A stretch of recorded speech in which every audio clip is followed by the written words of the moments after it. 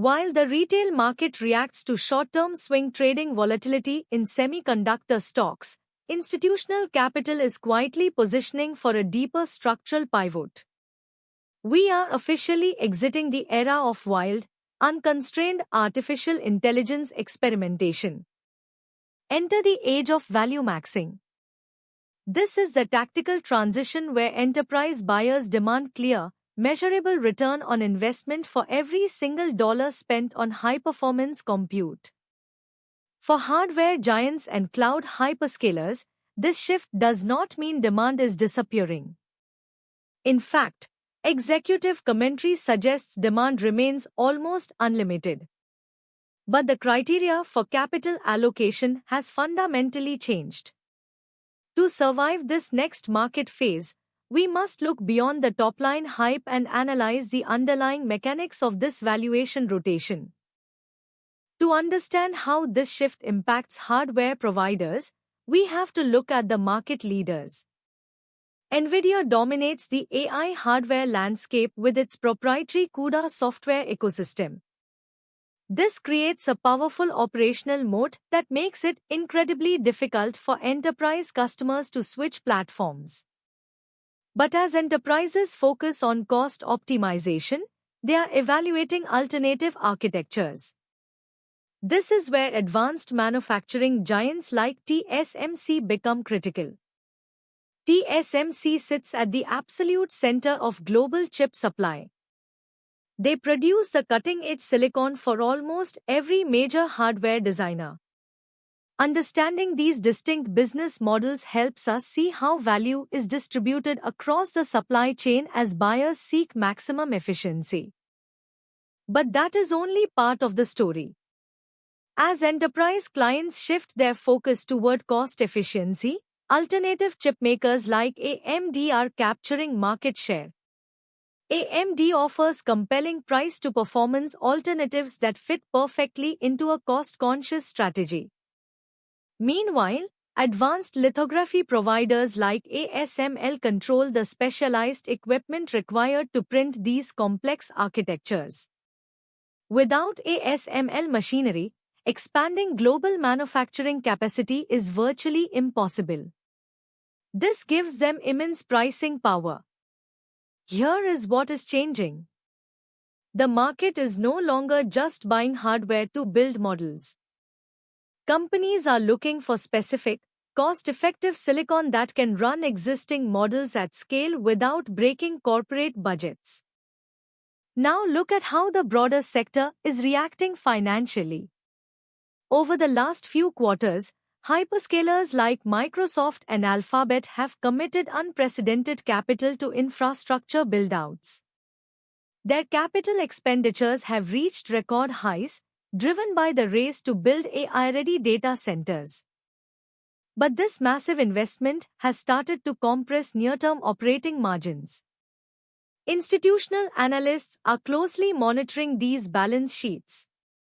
We are looking for signs of diminishing returns on capital. If these cloud service providers cannot show rising software revenues to offset their hardware expenditures, the stock market will likely continue to reprice their valuation multiples. Here is where the margin metrics become interesting.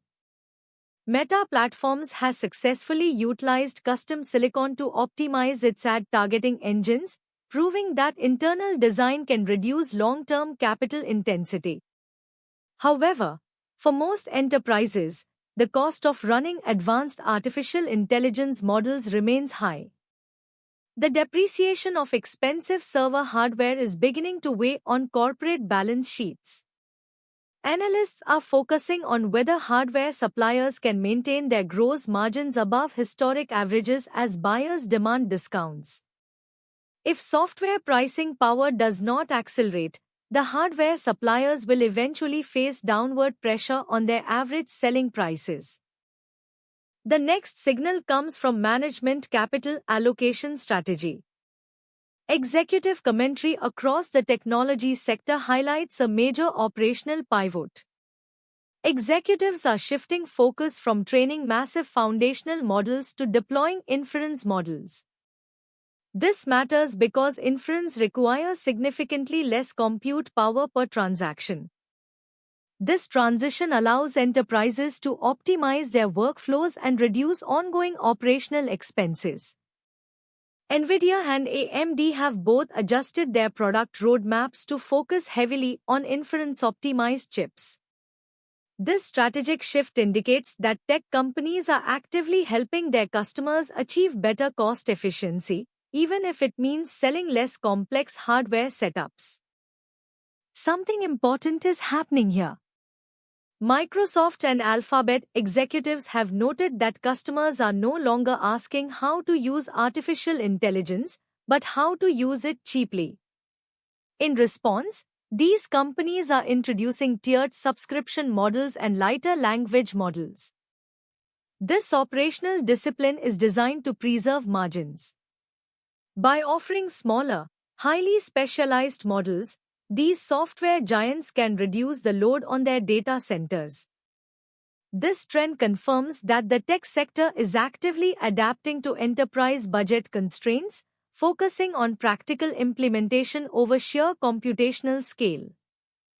That leads us to a bigger question regarding the broader macroeconomic environment. High interest rates have increased the cost of capital for all enterprise projects. In this environment, long-term speculative investments are heavily scrutinized by corporate boards. The demand for hardware remains strong, but it is constrained by real-world physical limits. The most critical bottleneck today is not chip design, but energy availability. Data centers require vast amounts of electricity. This power constraint is forcing companies to look for highly efficient computing architectures. This macroeconomic reality is a major tailwind for energy-efficient semiconductor developers like TSMC. Meanwhile, the competitive landscape is intensifying. As hyperscalers build their own custom silicon, they are gradually reducing their reliance on external chip design vendors. For example, Google's TPU development program has allowed Alphabet to build a highly optimized vertical stack.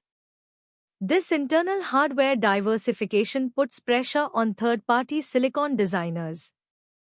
To maintain their market share, independent chip designers must continually deliver massive performance leaps.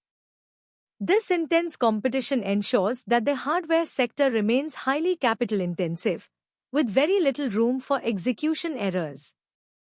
This brings us to the core structural risks. The biggest vulnerability for the sector is the potential monetization lag. Hyperscalers are spending tens of billions of dollars on hardware today. However, the enterprise software applications designed to generate revenue from this hardware are still in their infancy. If software growth fails to materialize over the next 12 to 18 months, we could see a sudden reduction in hardware orders. This lag represents a systemic risk for the entire semiconductor supply chain, particularly for high-multiple stocks that have priced in flawless execution. Another critical headwind is supply chain concentration. Advanced chip production is heavily consolidated within TSMC. Any geopolitical disruption or operational slowdown at their facilities would immediately paralyze the global technology sector. Additionally, specialized tooling limits the industry's ability to diversify manufacturing locations quickly. This geographical concentration risk is a key concern for institutional portfolio managers. We must continually assess how global policy changes and trade restrictions impact the flow of advanced components to enterprise buyers. Looking ahead, the forward outlook requires a balanced valuation reassessment. We are moving away from valuing these companies based on speculative market size projections. Instead, we are focusing on sustainable earnings visibility and cash flow generation. Multiples are naturally compressing as the sector matures. However, this does not mean the structural growth thesis is dead. High-quality businesses with strong balance sheets and defensive moats will continue to thrive. The key is identifying which companies can maintain pricing power in a market focused on cost efficiency. From a tactical perspective, we are dividing the sector into two categories. First, we have our breakout watch list. This includes companies like AMD and ASML. These firms benefit from structural customization trends and are expanding their product offerings to meet the demand for cost efficiency. On the other hand, we have our trim consideration list. These are high-multiple hardware providers whose current valuations assume infinite demand without accounting for potential budget adjustments or software monetization delays. Diversifying exposure across these segments is essential for long-term portfolio preservation. The move toward value maxing is a natural evolutionary step for advanced technology markets. It marks the transition from speculative growth to disciplined institutional deployment. To stay ahead of these structural capital rotations, you need a rigorous, analytical approach to your investments. Subscribe to SR Money News to receive institutional-grade research and deep market analysis. Join our community of professional investors as we navigate this shifting economic landscape. Thank you for watching, and we will see you in the next update.